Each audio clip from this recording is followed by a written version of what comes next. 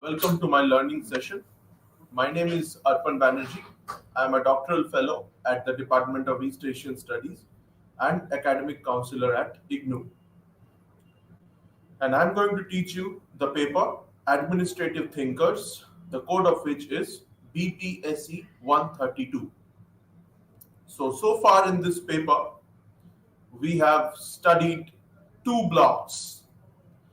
The first two blocks we have studied the Indian thinkers, or in which we studied Gandhiji and Kautilya, and we studied Western thinkers as well, including Woodrow Wilson, Frederick Winslow Taylor, uh, Mary Parker Follett, Max Weber, all these thinkers, and Henry Fayol. So these are the thinkers we have covered so far. In the first two blocks, we have covered seven thinkers.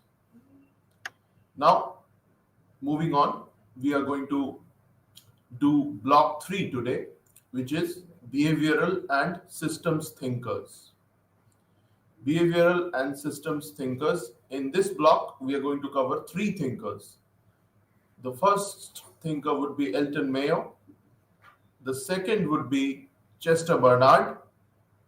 And the final thinker of this block would be Herbert Simon.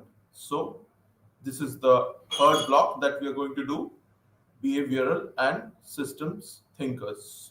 So let us start with the first thinker in this block, that is Elton Mayo.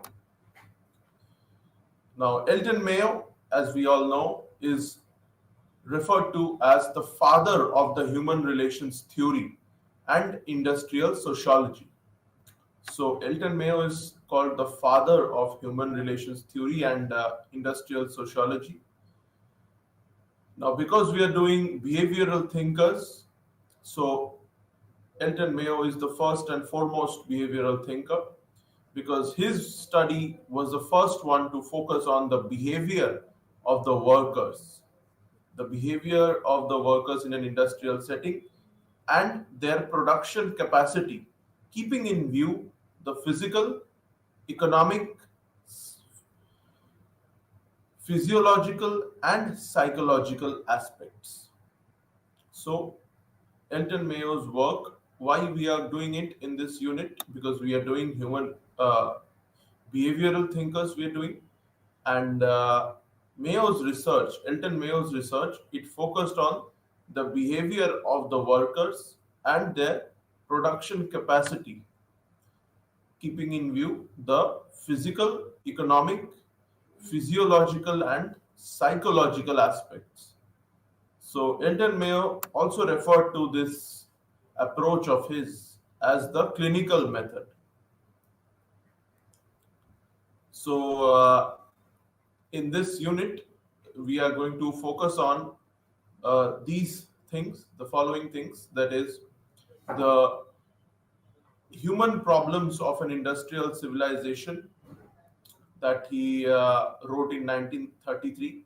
We are going to focus on these books of Elton Mayo, the human problems of an industrial civilization, the social problems of an industrial civilization written in 1945, and the political problems of an industrial civilization. So these are the major works of Elton Mayo from which we get his ideas on administration.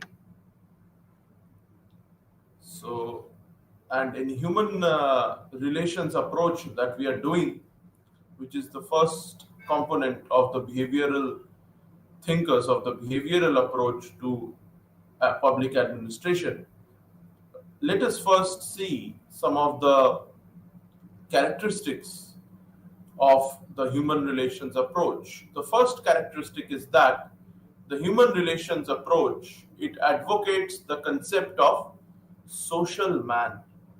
So instead of treating man as just a cog in the wheel or as a machine, which many people criticized Frederick Winslow Taylor for doing so, human relations approach, it advocates the concept of social man and it rejects David Ricardo's rabble hypothesis.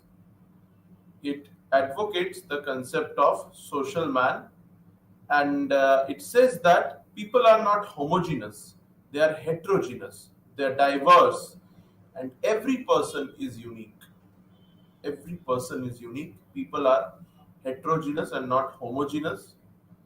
So instead of the concept of the mechanical man that Frederick Winslow Taylor advocated, human relations approach advocates the concept of the social man, saying that people are heterogeneous, everyone is unique, and it emphasizes, instead of formal groups, it emphasizes on informal groups, the human relations approach.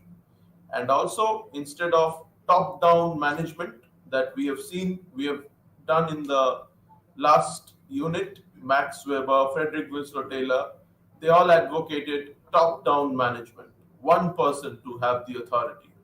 However, when we come to human relations approach, we see that human relations approach, it advocates participative management, the participation of the workers in management. That is what it advocates. Instead of a top down system, it advocates a, you can say, bottom up system and participative management, and also advocating the concept of the social man rather than the mechanical man, and focusing on informal groups as well. So the following three experiments are Elton Mayo's most important experiments that we are going to study in today's class. The first one is the first inquiry. The first inquiry is Elton Mayo's first experiment that was done in 1923. 1923, the first inquiry was Elton Mayo's first experiment. After that, the second experiment of Elton Mayo was called the Hawthorne Studies. That was between 1924 to 1932. So it was in a time span of 8 years that the Hawthorne Studies were conducted by Elton Mayo. And the third and final experiment of Elton Mayo that we are going to study in today's class is absenteeism in aircraft industry, which was done in 1943 when the United States was involved in a world war. So these three experiments we are going to focus on by Elton Mayo. The first one being the first inquiry of 1923, the second being Hawthorne Studies conducted between 1924 to 1932 in a time span of 8 years, and the final experiment of Elton Mayo that we are going to focus on is absenteeism in aircraft industries, that was conducted between 1943 to 19 so that was conducted in 1943, the absenteeism in aircraft industries. So now let us start with Elton Mayo's first inquiry, which was his first experiment that was done in 1923. So it was conducted in a textile mill in Philadelphia, which is a city in the United States of America. So in Philadelphia, in a textile mill, Elton Mayo conducted his first inquiry. So this focused on good humane employers. Good humane employers. That was the focus of this first inquiry, and it was regarding a problem in the mule spinning department of a textile mill in Philadelphia. So it was regarding a problem of in the mule spinning department of this textile mill in Philadelphia, and in that mill, a number of incentives had been introduced for the workers. A number of incentive schemes had been introduced for the workers, but it all went in vain. So that is why in the problem was referred to Harvard University, and that is when Elton Mayo got involved in the first inquiry, which was regarding a problem in the mule spinning department of a textile mill in the American city of Philadelphia. So Elton Mayo, he observed the problems, and so in that mule spinning department there was a high general labor turnover. So the employers were also good and humane. There was high general labor turnover also. However, the production was not up to the level. Despite a number of incentive schemes being introduced in the department, it all went in vain. And despite there being a high general turnover and the employers being good and humane, it, it did not work. So that is when this problem was referred to the Harvard University, and Elton Mayo got involved. So in this textile mill in Philadelphia, when Elton Mayo came there, he made some observations. He observed certain things. Firstly, he observed that all the workers in that mule spinning department of that textile mill in Philadelphia, they all of them had foot trouble. They had trouble in their foot because they worked. It was a spinning department. They had to use their foot a lot. They worked using their foot. So almost all of them had foot trouble. And he also observed another thing, that there was no communication between the workers. So between the workers, there was no communication. The workers were also referred to as the piecers because they created pieces of cloth. So between the workers, Elton Mayo observed there was no communication. There was a lack of communication between the workers. Now, why was it so? Why was there no communication between the workers? Because of the noise of the machines and the huge distance between the machines. So, because of the noise of the machines and the huge distance between the machines, there was no communication. There was a lack of communication between the workers. And the workers were too tired to enjoy any social evenings post work. So the workers were too tired to enjoy any social evenings post work. So work exhausted them, and all of them had food trouble. These are the observations that Elton Mayo made in the Philadelphia textile mill. He observed that the workers were so exhausted, they were so tired that they did not have any time to enjoy any social evenings after work. And also, there was a lack of communication between the workers because the machines were too loud, the noise of the machines were too much, and the machines were also at some distance from each other. And all the workers, they had trouble in their foot. So because they worked using their foot, they ran the machines using their foot. So almost all the workers had foot trouble. So these are some of the observations that Mayo made. And now let us see what were the. Let us now discuss what were the recommendations that Mayo made to that Mayo gave to resolve these problems that were there. So, on the basis of these observations that we have just discussed regarding food trouble, regarding lack of communication, and regarding the exhaustion of the workers after their work, and them not being able to enjoy any sort of social evenings after work, Elton Mayo, he made certain recommendations. He gave certain recommendations based on these observations. We're doing the first inquiry, that is Mayo's first experiment. So the first observation was to introduce social interaction and rest periods. The first observation Mayo made was that social interaction and rest periods should be introduced.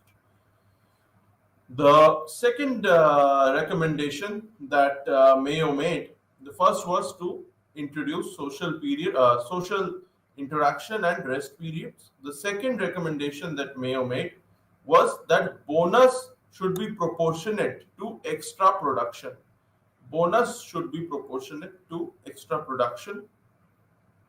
The third recommendation of Mayo was that control of the rest periods should be in the hand of the workers and not the managers or the owners. So the control of the rest periods, he recommended introducing rest periods, and he said that the control of the rest periods should be in the hands of the workers and not the manager. Why did he say so? Because he believed that this would lead to social interaction. Thus, we can say that Elton Mayo, in his first inquiry at the Philadelphia textile mill, was able to probe the problem and propose remedies. So, this was the first inquiry that we have discussed. Now, moving on to his second experiment, that is his Hawthorne studies, that was between 1924 to 1932.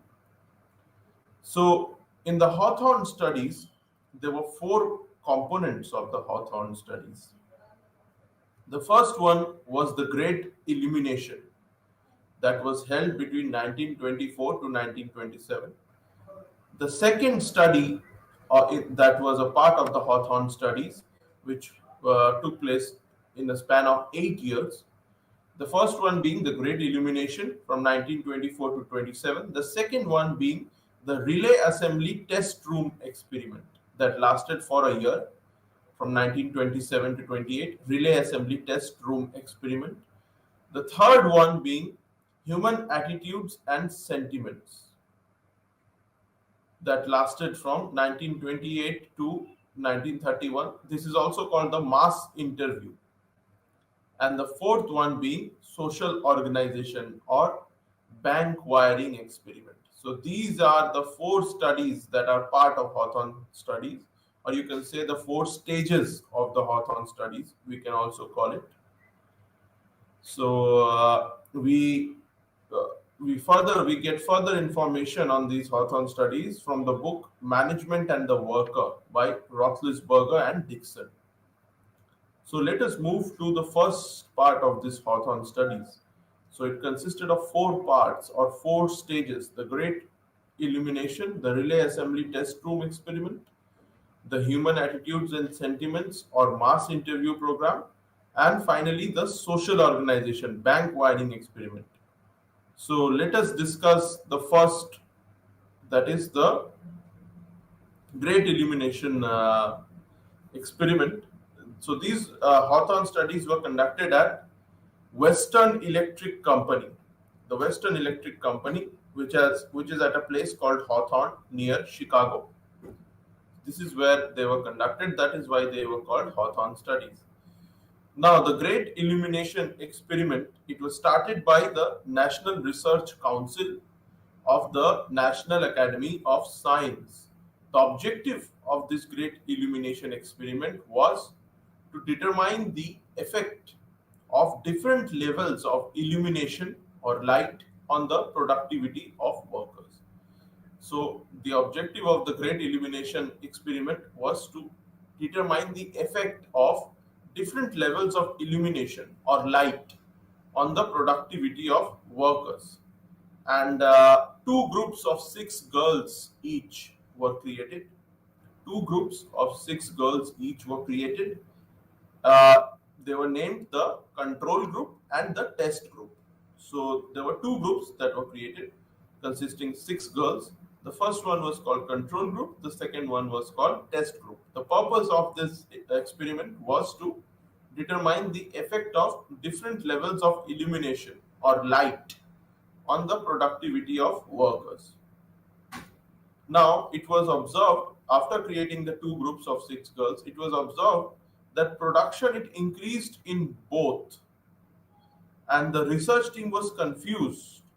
It was then that Elton Mayo joined the study. He observed that the girls had developed a sense of participation due to increased attention of the research team. So, due to increased attention, the girls had developed a sense of participation, and that is why Mayo concluded that productivity is linked to supervision and morale.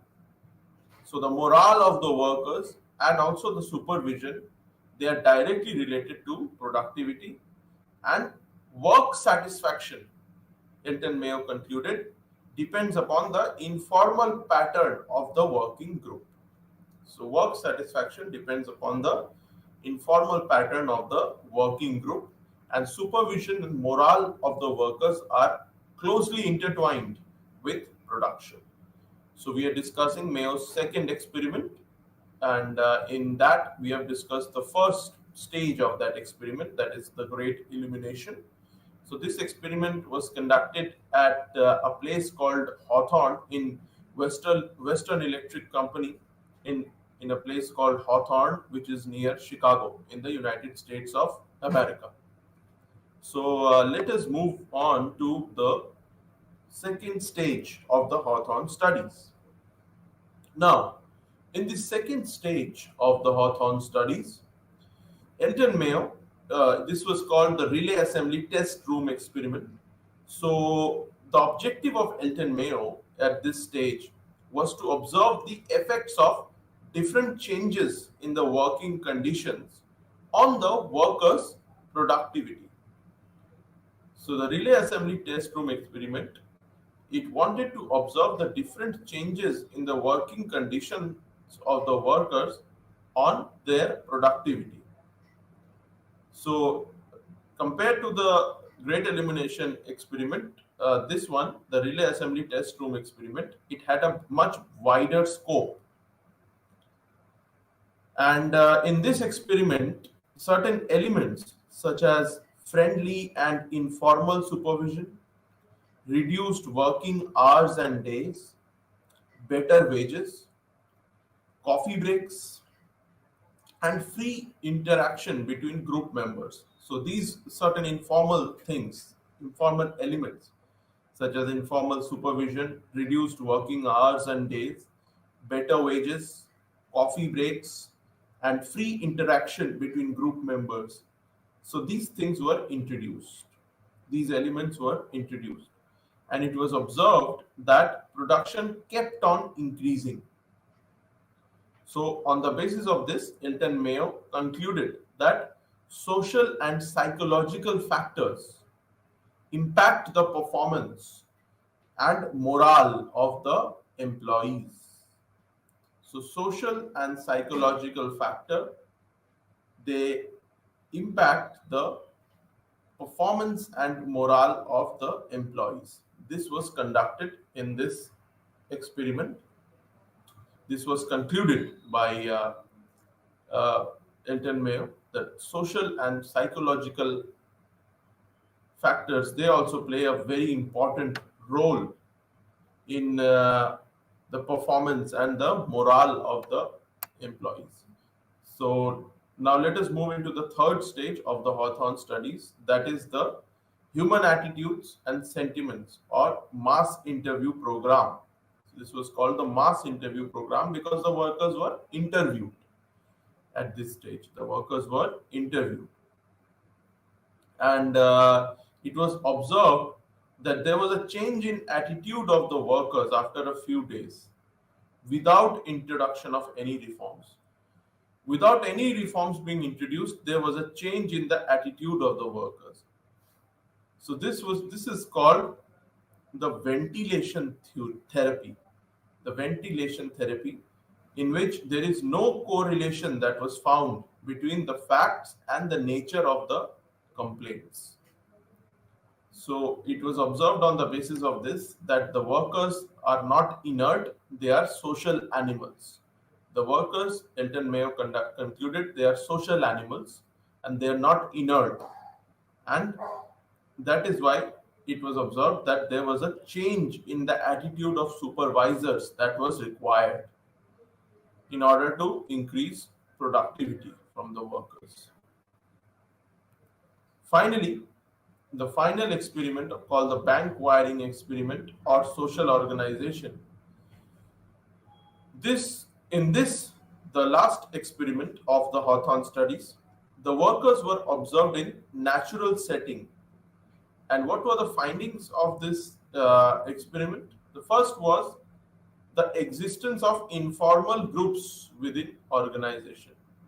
So it was observed that there are informal groups within organizations, and and there was also an informal standard of output. So there is one formal standard of output which is set by the management, by the supervisor, and there is also an informal standard of output within the workers, which is lower than the formal standard. This was found out. This was observed by Elton Mayo in this fourth experiment called the bank wiring experiment. And informal pressure was also used to set right the erring members, and there was a strict code of conduct that was followed between the workers. So there was informal pressure and there were informal standards of work as well. So these are the things that were observed by Elton Mayo, and on the basis of these, uh, Elton Mayo, he observed that the workers have a tendency to form small social groups, that is informal organizations, and workers, they react to management not as individuals but as members of informal groups. This was also observed by Elton Mayo. And finally, Elton Mayo said that a new mix of managerial skills are required to manage these informal groups within the formal organization. So informal groups, they exist within a formal organization, and a new mix of managerial skills are required to manage them, because workers, they react to the management not as individuals but rather as members of informal groups. So in these informal groups, there are certain rules, so informal codes of conduct as well, which the workers have to follow. The first is that one should not do too much work. If one does, then one would be called a rate buster. And if one does too little work, then one would be called a chiseler. And also, if any of the workers, they tell the supervisor about anything that is there in the informal group which is detrimental to any member of the informal group, then he would be called a squealer. And also, uh, another thing was that no worker should attempt to maintain social distance or act officious, otherwise he would be called inspector. So these are the informal things that existed in an organization. Elton Mayo observed it. And finally, let us move on to his final experiment, that is regarding absenteeism in aircraft industry. This was done in the wake of the Second World War, when the United States of America was involved in the Second World War. So in this experiment, there was high labor turnover in two industrial establishments. And Elton Mayo, he compared these establishments with others that had minimum turnover. So other establishments had group wage schemes, and those establishments having minimum turnover, they had no informal groups also. So that is why in this experiment, his final one, that is absenteeism in aircraft industries, Elton Mayo, he suggested the management to encourage the formation of formal groups and to treat workers as human and not as cogs in the wheel. So Elton Mayo suggested that the management should encourage the formation of informal groups within the workers and not to treat them as cog in the wheel. Rather, they should be treated as humans, the workers. So this was Elton Mayo's contribution to the human relations theory, and we are doing the behavioral thinkers. Let's move on to our next thinker, that is Chester Bernard. So Chester Bernard is our next thinker. We are going to study Chester Bernard, who is our next thinker in block 3. We have already studied Elton Mayo and his experiments. We have studied his first inquiry. We have discussed his Hawthorne studies and finally absenteeism in aircraft industry. In the Hawthorne study, we also focused on the 4 stages of that study. Moving on to Chester Bernard, we are going to study his contribution in management and public administration and also his theory of formal organization, uh, organizational equilibrium, and his acceptance theory of authority. We are going to study, and also his most important, that is, functions of the executive, in which we are going to study about informal organization. So let's start with the first component, the first aspect of Chester Bernard's thoughts regarding public administration and management. So this is called the theory of formal organization. So Chester Bernard, he believed in a systems approach. According to him, organization, it consisted of human beings whose activities were coordinated, and therefore the organization, it becomes a system. So that is why Chester Bernard believes in systems approach, because according to him, organization consisted of human beings whose activities were coordinated, and therefore organization becomes a system.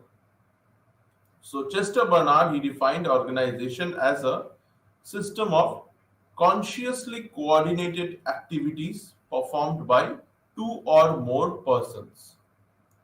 Consciously coordinated activities performed by 2 or more persons. That is how he described an organization.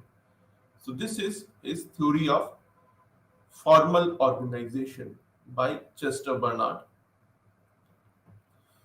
And according to Chester Bernard, the initial existence of an organization, it depends upon 3 elements.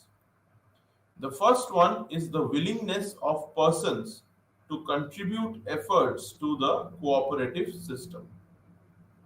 The willingness on behalf of persons to contribute their efforts to the cooperative system. This is the first element upon which the existence of an organization depends. The second element upon which the existence of an organization depends is that there should be an objective of cooperation. The first is willingness of persons to contribute efforts to the cooperative system. The second is that there should be an objective of cooperation. And finally, proper communication system is necessary. So these are the 3 elements upon which the existence of an organization depends, according to Chester Bernard. The second important aspect of Chester Bernard's thoughts on public administration and management is regarding organizational equilibrium. Organizational equilibrium.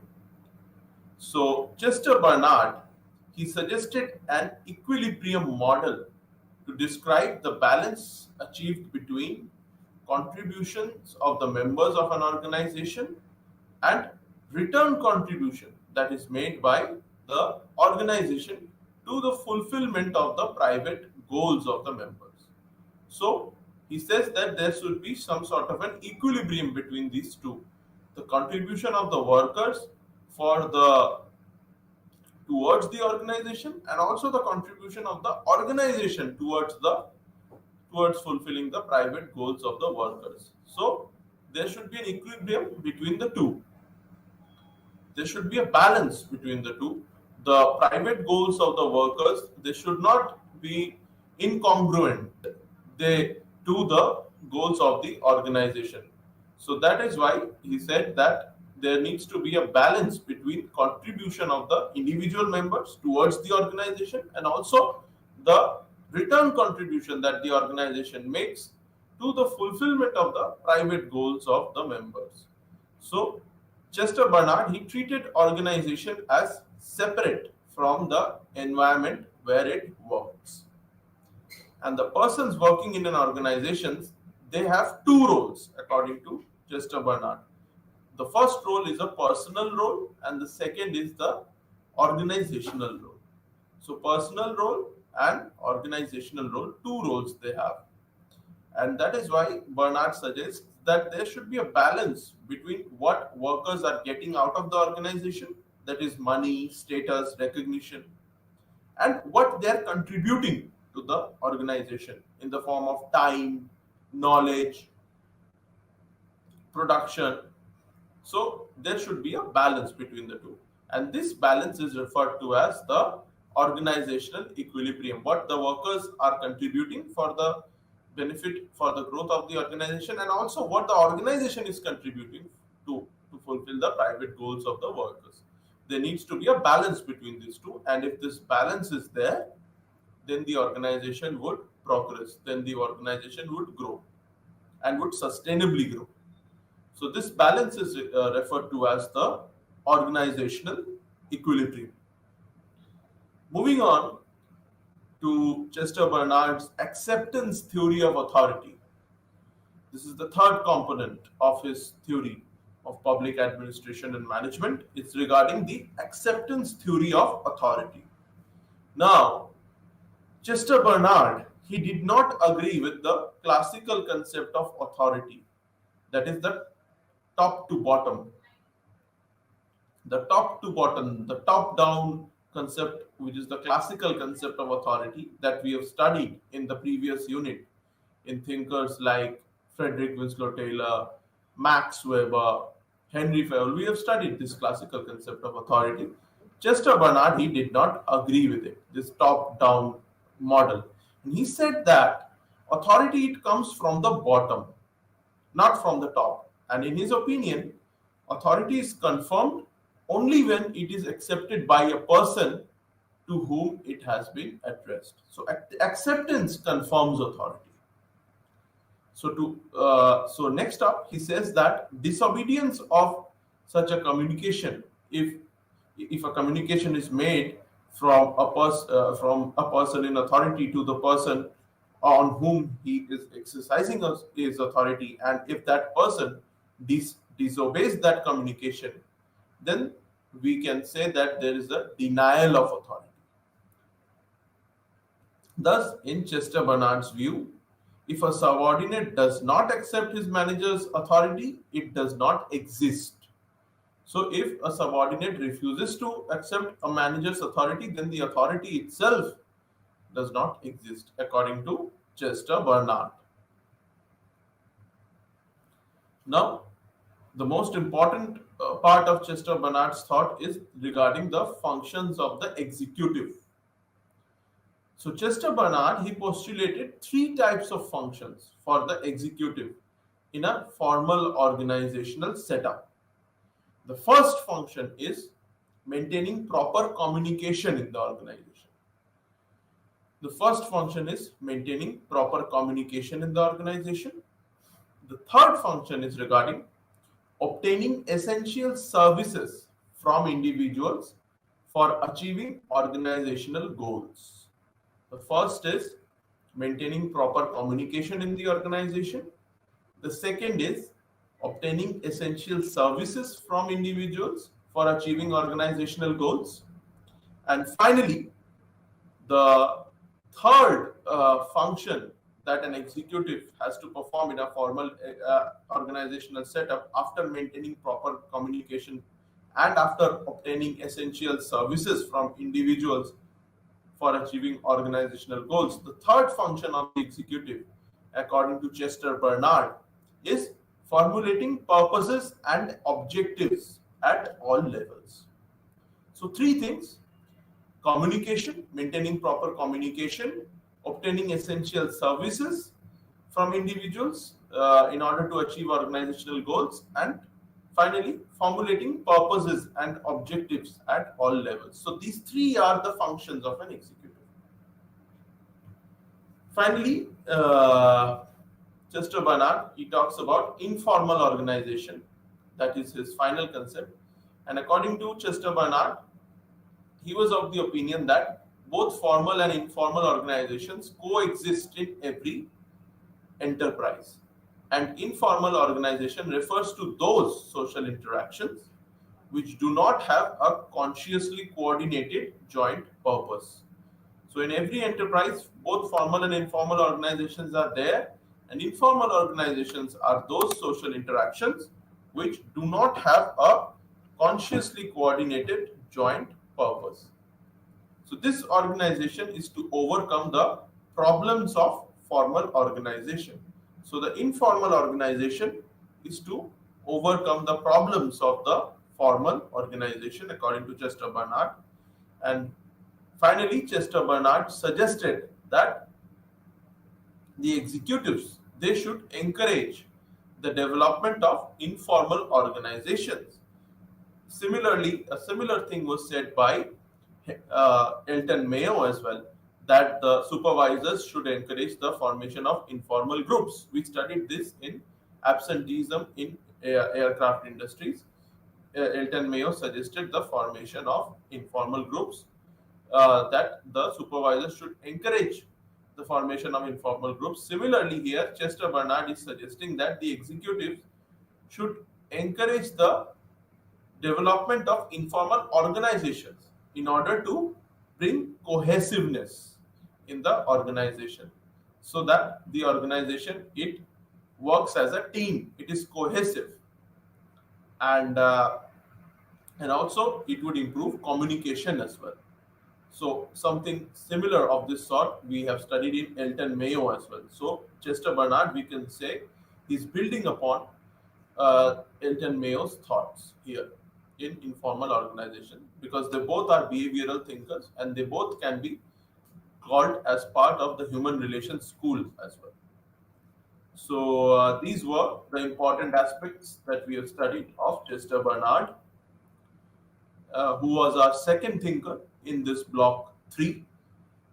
Moving on to our final thinker of the third block, that is Herbert Simon. So far we have studied Elton, in this block we have studied Elton Mayo and Chester Barnard. In Elton Mayo, we have studied his first inquiry, his Hawthorne studies, and his absenteeism in aircraft industries. In the Hawthorne studies, we studied the 4 stages of that: the Great Illumination Experiment, the Relay Assembly Test Room Experiment we studied. We studied about the mass interview program, and finally the social organization or bank wiring experiment. So we have studied all these things, and afterwards we studied about Chester Barnard, his theory of formal organization. We have discussed his concept of organizational equilibrium, acceptance theory of authority, the 3 functions of executive that he mentions, and also his thoughts on informal organization. So now we will discuss Herbert Simon. So the 5 major contributions of Herbert Simon, who is a very important behavioral thinker, the 5 major contributions that he has made towards public administration and management are as follows. The first is regarding the concept of organization. The concept of organization. The second contribution is regarding decision making. The first is concept of organization. The second is decision making. The third is bounded rationality. The fourth is regarding administrative man. And finally, his contribution regarding organizational communication. So these are the 5 things: concept of organization, decision making, bounded rationality, administrative man, and organizational communication. So we are going to study these 5 things of Herbert Simon. Now, Herbert Simon has described an organization as a decisional process, a complex network of every decision influences other activities, according to him. So he has described an organization as a mix of decisional processes and a complex network. So according to him, every decision it influences other activities. And he has viewed the organization as containing distribution and allocation of decision making functions. So for him, decision making is very important. Decisional processes. He's focusing on a complex network of decisional processes. According to Herbert Simon, an organization is a complex network of decisional processes. So decisional processes are involved, and every organization is a complex network of decisional processes. And according to him, according to Herbert Simon, every decision influences other activities. And he has viewed the organization as containing distribution and allocation of decision making functions. So for we have studied so far that the workers were given more importance in Elton Mayo and in Chester Bernard as well. Chester Bernard also talked about the functions of the executive. But in Herbert Simon, that is who is our final human relations thinker or behavioral thinker, we find that a lot of emphasis is being laid on decision making, and organization itself is being seen as a complex network of decisional processes. And Herbert Simon is viewing the organization as containing distribution and allocation of decision making functions.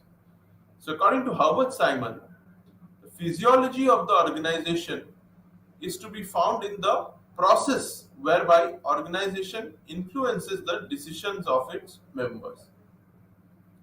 And according to Herbert Simon, the best way to analyze an organization is to find out where and by whom decisions are being made. So where does the decision making power lie? Only by locating that we can analyze an organization. And so the greatest contribution of Herbert Simon is in the field of decision making. And Herbert Simon believed that decision making is the core of management, and management is synonymous with decision making. So greatest contribution of Herbert Simon is in the field of decision making, and according to him, an organization itself was a complex network of decisional processes, and he viewed the organization as containing distribution and allocation of decision making functions. So if we want to find the psychology of an organization, we can find it in the processes whereby an organization influences the decisions of its members. So we have to locate who is making the decisions, from where and by whom are the decisions being made. So the greatest contribution of Herbert Simon is in the field of decision making. The greatest contribution made by Herbert Simon, who believed that decision making is the core of management, and management is synonymous with decision making. So management and decision making are synonymous. That is why Herbert Simon has been referred to as a decision theorist. So because for him decision making is the most important thing, that is why Herbert Simon is referred to as a decision theorist. And according to Herbert Simon, the decision process, it can be broken into a series of 3 sequential steps. The first is the initial step, the second is the process phase, and the finally is the final phase. So initial phase, process phase, and final phase. These are the 3 steps into which we can break down a decision. So Herbert Simon is a decision theorist and lays all emphasis on decision making. Now, regarding decision making, he says that there are 3 kinds of activities that are involved in decision making. First is the intelligent activity, which is the initial phase of searching the environment for conditions that calling for the decisions, that are called that are calling for the decisions. So we have to search the environment for the conditions that call for decisions.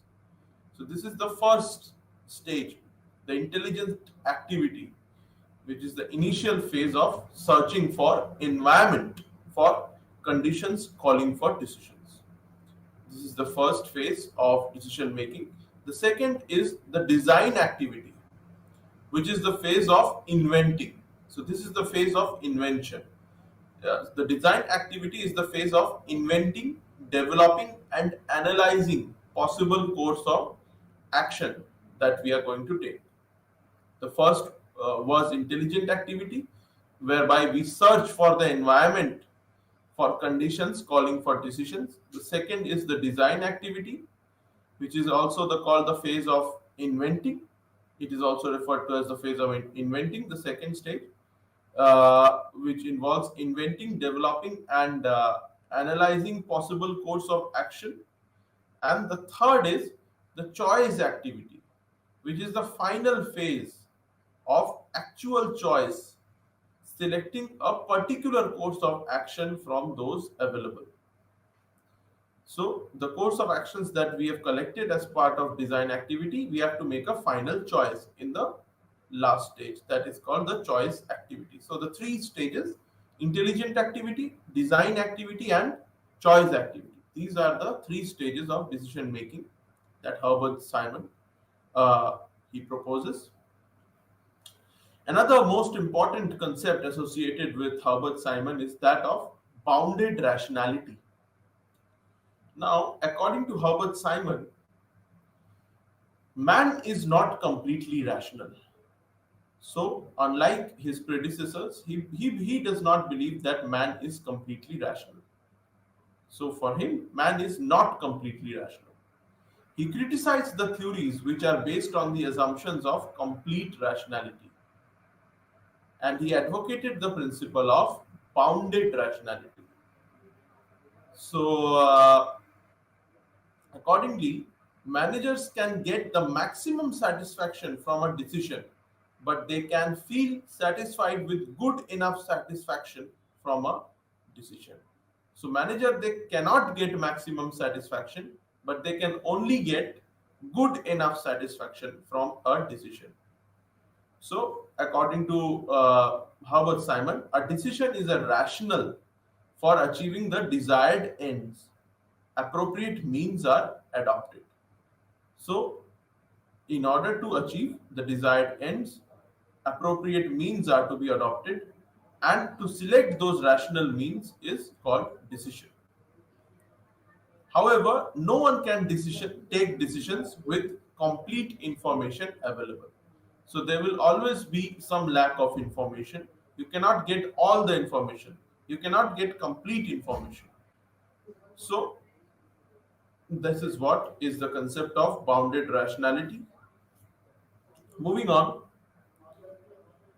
Herbert Simon has given the concept of administrative man as the model of decision making, which is based on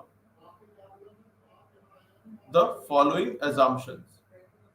So, the concept of administrative man he has given as part of his model of decision making. The first assumption of this concept of administrative man is that administrative man adopts satisfaction approach in decision making rather than maximizing approach of economic man. So satisfaction approach is adopted by Herbert Simon's administrative man rather than maximizing approach of economic man. So Herbert Simon's administrative man, he believed that decisions are made with simplification. The administrative man of Herbert Simon also can make his choice without first determining all possible alternatives and without evaluating that these are in fact all the alternatives, that there are no more alternatives. So without even determining all the possible alternatives and without evaluating them, Herbert Simon's administrative man can make choices. And finally, Herbert Simon's administrative man is able to make decisions with relatively simple rule of thumb or tricks of trade or also by force of habit. So Herbert Simon's administrative man, he adopts a satisfaction approach rather than a maximizing approach. He believes that decisions are made with simplification, can make his choices without determining and evaluating all the possible alternatives, and also is able to make decisions with relatively simple rule of thumb or by force of habit as well. Now, finally, we talk about Herbert Simon's concept of organizational communication. And Herbert Simon, in his work, has emphasized on the role of communication in an organization. He has emphasized on the role of communication in an organization, Herbert Simon. And according to Herbert Simon, there are three stages in the communication process in an organization. So there are three stages in the communication process in an organization. The first stage is called initiation. The first stage is called initiation. The second is called transmittal. And the third is called the receipt of information. So Herbert Simon, he emphasized on the role of communication in an organization. And according to him, there are three stages in the communication process in an organization. The first is initiation, the second is transmittal, and the final stage is receipt of information. And there may be blockades also, and there may be blockades to communication also at any of these three stages. And Herbert Simon, he suggests that in order to overcome the problem of communication, he emphasized again on the role of informal communication. So we are doing behavioral thinkers. All the thinkers, whether it is Elton Mayo, whether it is Chester Bernard, or whether it is Herbert Simon, they have all emphasized on informal communication. So Herbert Simon also, as part of his organizational communication theory, has emphasized on the role of communication in an organization. And according to him, there are three stages in the communication process. The first stage being initiation, the second being transmittal, and the third being receipt of information. And he also says that there may be blockades also to communication at any of these three stages, that is initiation, transmittal, and receipt of information. And in order to overcome the problem of communication in an organization, Herbert Simon emphasized the role of informal communication, just like Chester Bernard and Elton Mayo had also emphasized. We have also studied Herbert Simon's concept of administrative man and the assumptions that Herbert Simon makes on administrative man, who he says that administrative man adopts a satisfaction approach rather than a maximizing approach. He believes that administrative man takes decision with simplification and can make choices without even determining or evaluating all the possible alternatives. And Herbert Simon's administrative man makes decision in using rule of thumb or force of habit. And also another very important thing we talked about is his concept of bounded rationality. And he does not believe in complete rationality, rather in bounded rationality. And we also discussed his four stages of decision making: the intelligent activity, design activity, and choice activity. The three stages of decision making we have discussed. And so we have also discussed his Herbert Simon's concept of organization and the amount of emphasis that he places on decision making, for which he is called a decision thinker. So in this unit, we have wrapped up this unit. We have covered three thinkers regarding, these are called human behavior thinkers. We have covered Elton Mayo, we have covered Chester Bernard, and we have covered Herbert Simon. So we are done with the third unit, and in the next class, we are going to start with the fourth unit of this paper, Administrative Thinkers. So thank you so much, all of you, for joining this learning session. Namaste.